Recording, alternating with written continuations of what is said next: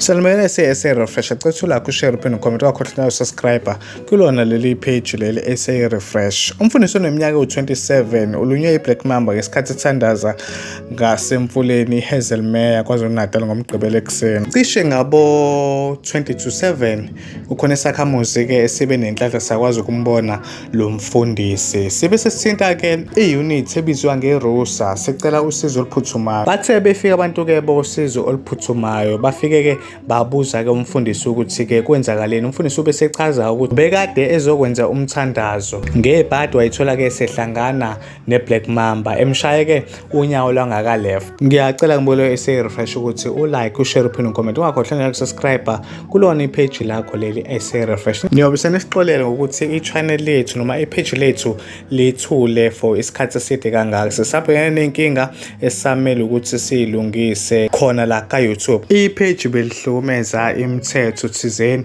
ebekiwe kuyona le app le yaka-YouTube. Ngalokho babukele be-refresh sisabhizi nokulungisa izinto ezikanjalo.